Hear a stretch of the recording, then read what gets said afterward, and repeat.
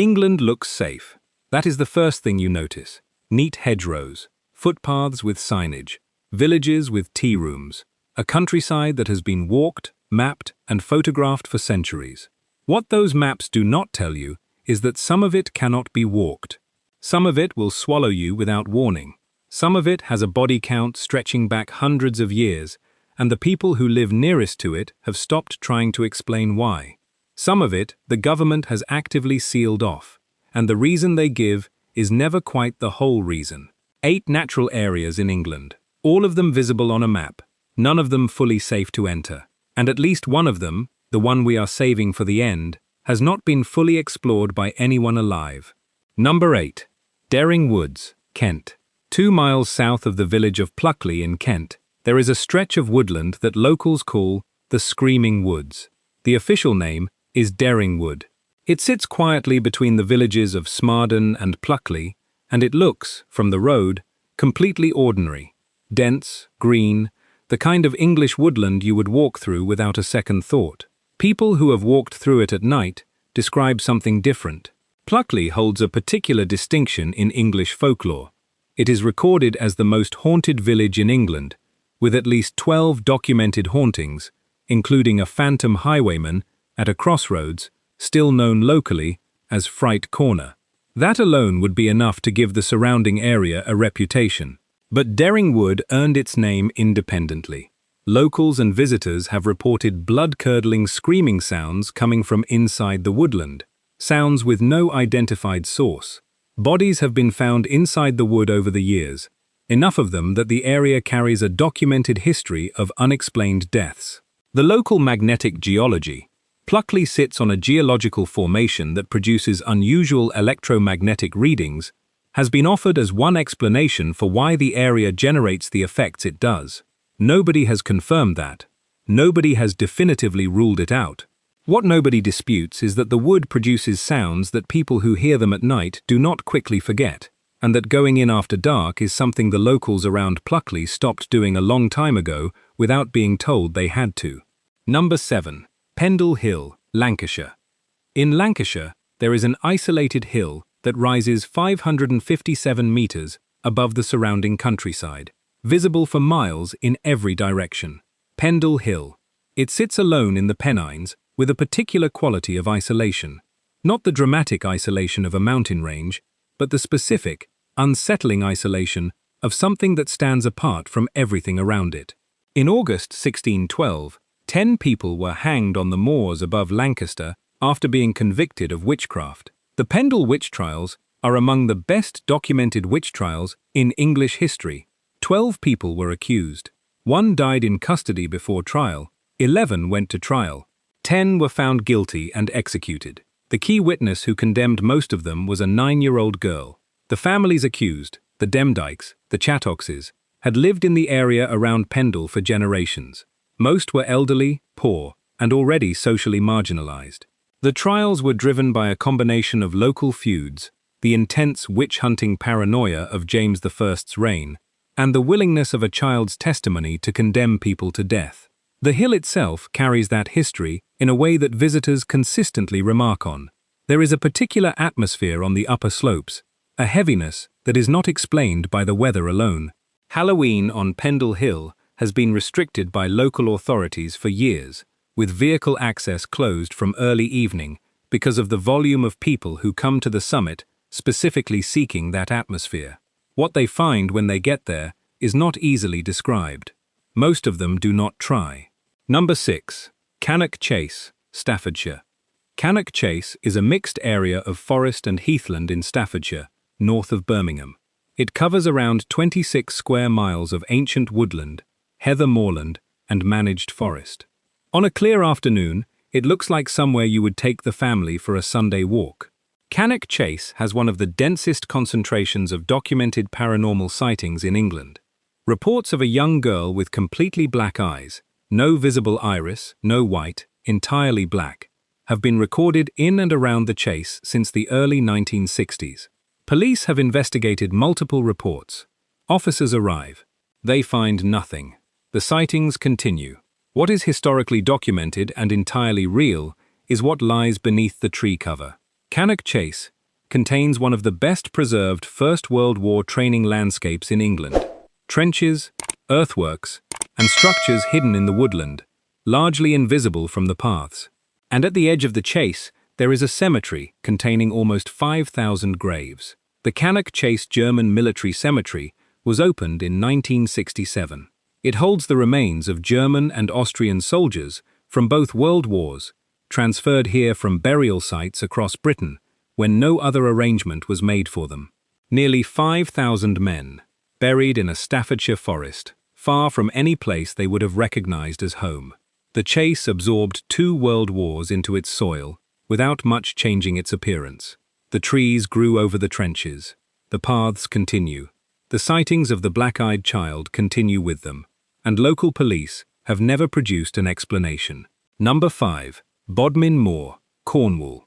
Bodmin Moor covers roughly 80 square miles of open moorland in Cornwall, reaching its highest point at Brown Willey, 420 meters above sea level. It holds one of the densest concentrations of Bronze Age and Neolithic sites in Europe. Stone circles, standing stones, ancient field systems, and burial chambers that date to a period when this landscape was the center of something significant rather than a remote edge. In 1983, livestock attacks began. Sheep and cattle found mauled across the moor, wounds inconsistent with any documented native predator. Sightings of a large black cat, bigger than any domestic animal, moving with the low, fluid gait of something in the puma or leopard family, came from farmers, walkers, and eventually from people who had no interest in making anything up. By 1995, the reports were serious enough that the government commissioned an official investigation. The Ministry of Agriculture conducted a full inquiry. Their report concluded that there was no verifiable evidence of a big cat on Bodmin Moor. They also stated, carefully, that the evidence did not conclusively prove one was not present. 1 week after that report was published, a schoolboy walking beside the River Fowey found a large cat skull, measuring 4 inches long, consistent with a leopard. Natural History Museum analysis confirmed the skull was genuine. It then identified cut marks, suggesting the skull had been imported as part of a leopard skin rug, not a wild animal. The investigation officially closed. The sightings did not.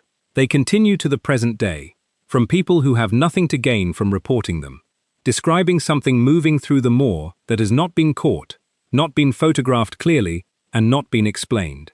Number 4. Dartmoor Military Ranges, Devon. We are staying on Dartmoor, but moving to a different part of it entirely.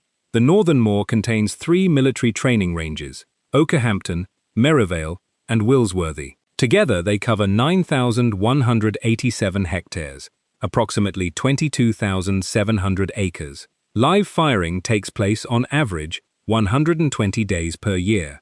On those days, access is prohibited. Red flags fly at the range boundaries. The BBC broadcasts firing notifications every morning on Radio Devon.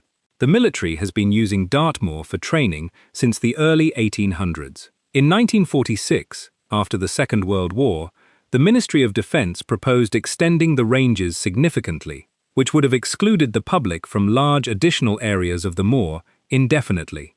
That proposal was resisted. The current boundaries represent a compromise, but within those boundaries, the land is used for live ammunition exercises regularly enough that unexploded ordnance is a documented hazard. Here is what makes the Dartmoor Ranges different from a standard military zone. The moor existed before the military arrived. The ancient sites, Bronze Age hut circles, stone rows, medieval crosses, are inside the range boundaries. They are trained around. Occasionally they are discovered, briefly, by soldiers on exercises who were not looking for them. On the days the red flags are not flying, walkers can enter most of the range area. On the days they are flying, what is happening inside those 22,700 acres is not something the public is invited to observe. Number 3. Goodwin Sands, Kent. 10 miles of sandbank in the English Channel, roughly 6 miles off the coast of Deal in Kent. At low tide, in calm conditions, enough of the Goodwin Sands break the surface to stand on. People have stood on them. People have played cricket on them. The cricket matches are the detail that seems strangest in context, Because the Goodwin Sands have killed more ships than almost any other single hazard in European waters. Since the first documented wreck in 1298, more than 2,000 ships are believed to have gone down on the Goodwins. The sand has a property that makes it particularly lethal. What appears solid at low water becomes quicksand as the tide changes. Ships that struck the banks and did not immediately sink were pulled under by the sand shifting beneath them. Sailors who survived the initial impact and reached the surface could not be rescued before the sand took them. On the night of 27th of November 1703, the Great Storm hit the English Channel. In that single night, more than 1,000 sailors died on the Goodwin Sands. Entire naval crews, HMS Northumberland among them, were lost completely. The ships were there, the storm came. By morning the sand had them, and nobody who might have saved them could reach them in time. The Goodwins remain one of the most hazardous maritime areas in British waters. The sandbank shifts constantly. Its shape changes with every significant weather event. Dozens of wrecks are still down there, embedded in sand that has been moving for 700 years. Some of them have never been located. What lies beneath the surface of those 10 miles has never been fully catalogued, because the sand does not stay still long enough to allow it. Number 2. Wistman's Wood, Dartmoor. We are back on Dartmoor, but this entry is not about military ranges or dangerous bogs. This entry is about a wood. Wistman's Wood is one of only 3 ancient high-altitude oak woods surviving on Dartmoor.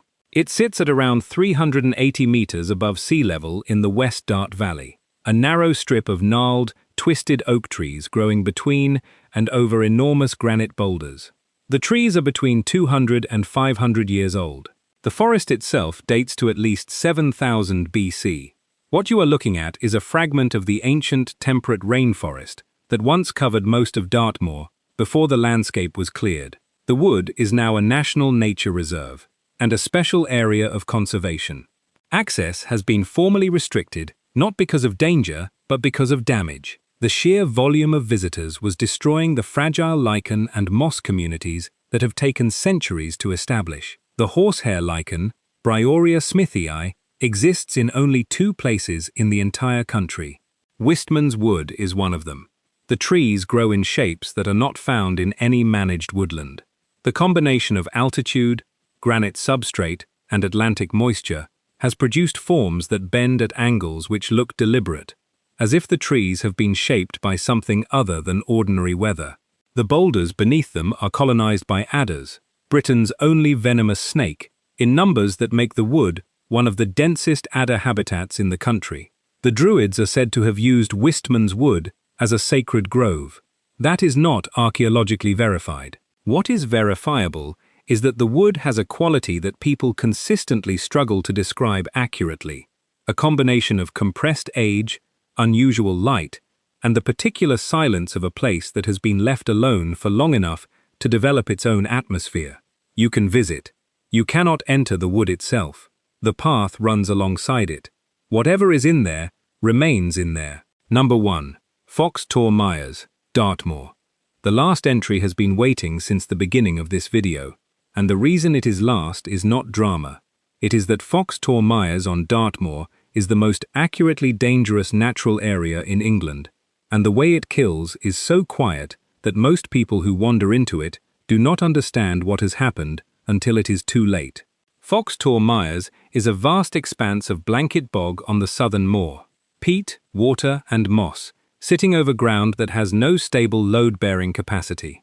What looks like solid surface from 20 feet away is, in sections, liquid peat that will accept the weight of a boot, then a leg, then a person, at a rate that depends entirely on conditions that change with rainfall, temperature, and season.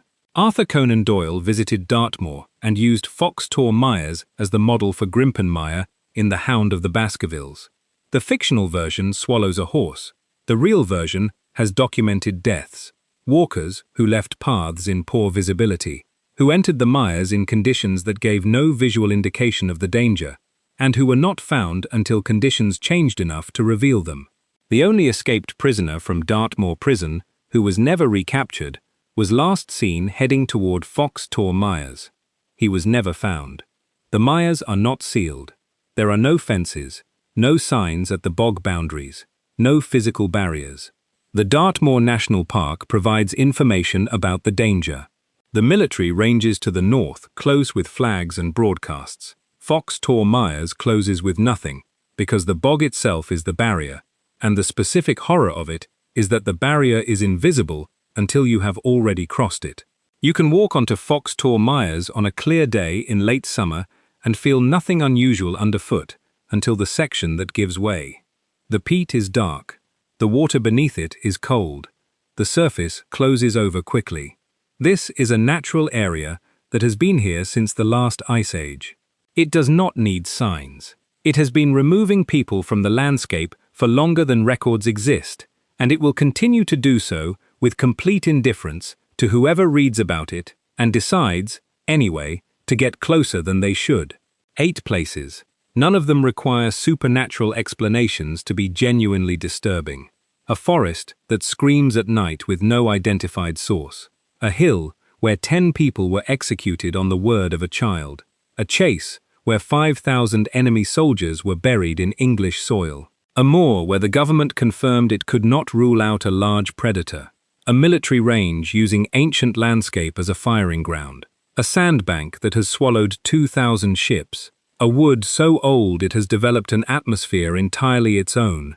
And a bog that kills with no announcement and no fence. England looks safe. From the road, from the footpath, from the carefully managed tourist route. It looks entirely safe.